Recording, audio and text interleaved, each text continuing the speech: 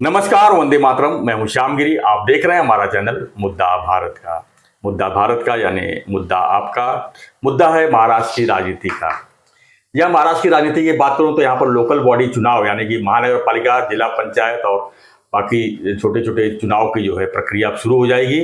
उस पर जो है सभी राजनीतिक पार्टियां अपने अपने गठबंधन की तैयारी को लेके लग चुके हैं और हर कोई यही दावा कर रहा है, हर कोई यही देख रहा है कि हाँ किसका कहाँ पर वर्चस्व बढ़े, क्योंकि इसी से जुड़ा हुआ विधानसभा चुनाव है। यहाँ पर ताकत बढ़ेगी तो विधानसभा में चुनाव में ताकत बढ़ेगी और उसके बाद लोकसभा में भी ताकत बढ़ती है।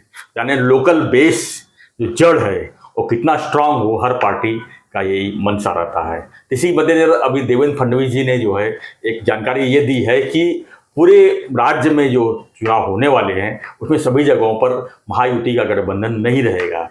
खासकर उनका फोकस है मुंबई, ठाणे, कल्याण, नई मुंबई, पुणे और जो मेट्रो सिटी जो है बड़े बड़े वहाँ पर अलायंस करने की बात कर रहे हैं। और जहाँ तक ठाणे की जानकारी है उस पर उन्होंने देवेंद्र फडणवीस जी ने साफ साफ कह दिया है कि एक नाथ शिंदे जी को भरोसे में लेकर ही हम तय कर पाएंगे कि यहाँ पर ठाणे में गठबंधन होगा या नहीं होगा। यानी कि देखा जाए तो उन्होंने इशारा कर दिया है कि अगर सीट बंटवारे में एक नाथ शिंदे जी ने थोड़ा भी ऊपर नीचे किए तो शायद ठाणे में गठबंधन टूट सकती है।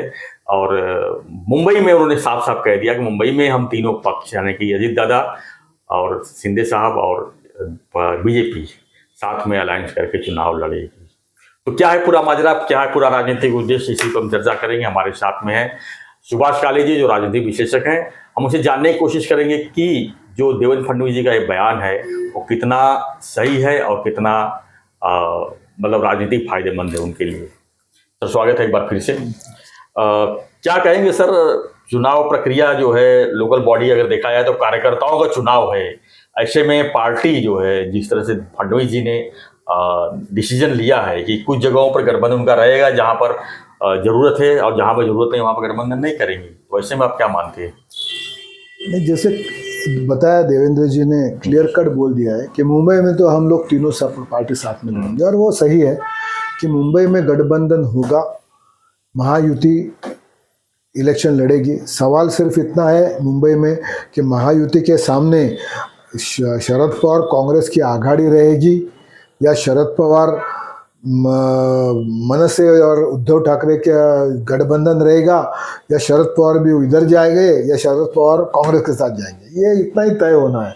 बाकी मुंबई का तो 99% क्या 100% फिक्स है कि एकनाथ शिंदे की शिवसेना, भारतीय जनता पार्टी, यानी कि हम ये कह सकते हैं कि महायुति वर्सेस ठाकरे बंधु आमने सामने, महायुति वर्सेस ठाकरे बंधु वर्सेस कांग्रेस हो रहा है कि नहीं हो रहा है इतना ही देखना है। यस, महायुति वर्सेस ठाकरे बंधु फिक्स है, लेकिन उसमें अभी कांग्रेस क्या करती है, हो सकता है शरद पवार भी उस गठबंधन उद्धव के साथ जा सकता है जी, हो सकता है कांग्रेस के साथ जाएंगे, उनका कोई भरोसा नहीं दे सकता कोई भी जी। उनको जहाँ पे मुंबई में उनका कोई मतलब उनका वैसे भी उनका कोई अस्तित्व है ही नहीं ज्यादा मुंबई में, तो उनको उतना लेना ना देना मुंबई के बारे में। अगर इधर जाते हैं तो भी फर्क नहीं पड़ता, उधर जाएंगे तो भी फर्क नहीं पड़ता।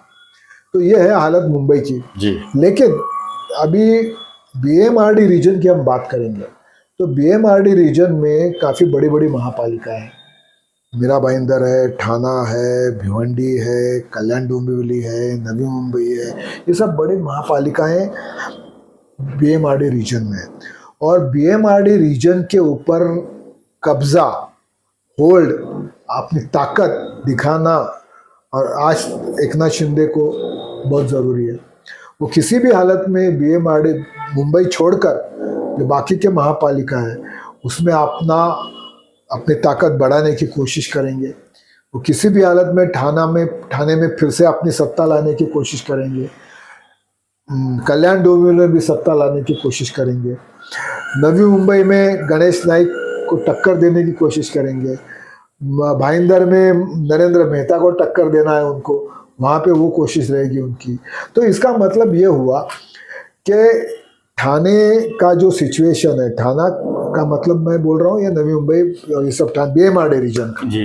तो ये बीएमआरडी रीजन के सिचुएशन में एकनाथ शिंदे चाहते हैं कि अगर युति हो तो अच्छा है।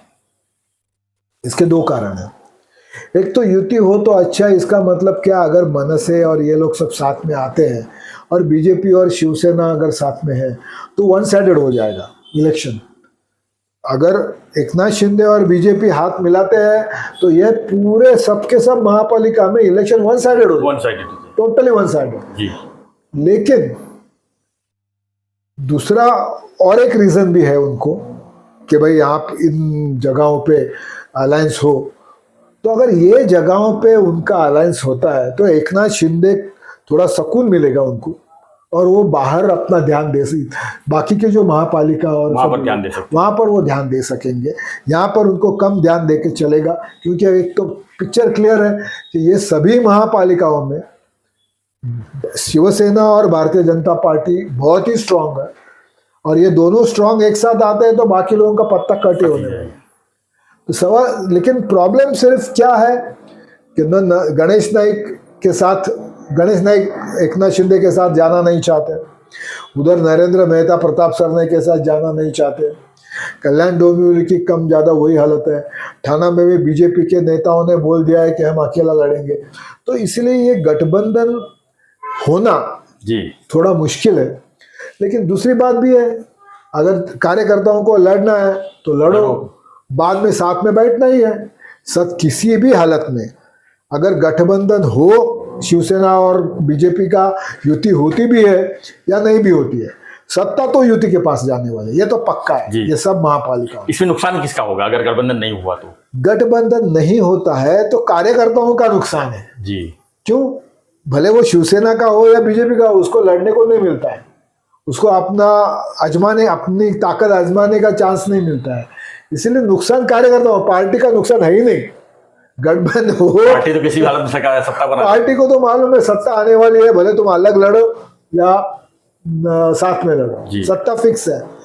गठबंधन होने से कार्यकर्ताओं का नुकसान होता है।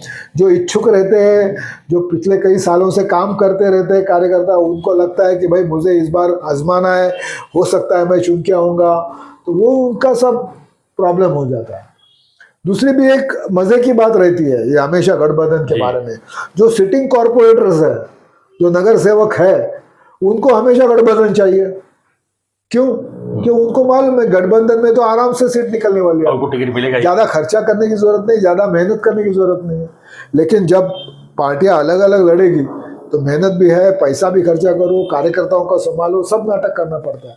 इसलिए जो नगर से सिटिंग कॉर्पोरेटर रहते हैं वो हमेशा गठबंधन के लिए कोशिश करते हैं, और जो इच्छुक कार्यकर्ता है वो ये सोचते हैं कि गठबंधन ना हो ताकि हमको लड़ने को चांस मिले।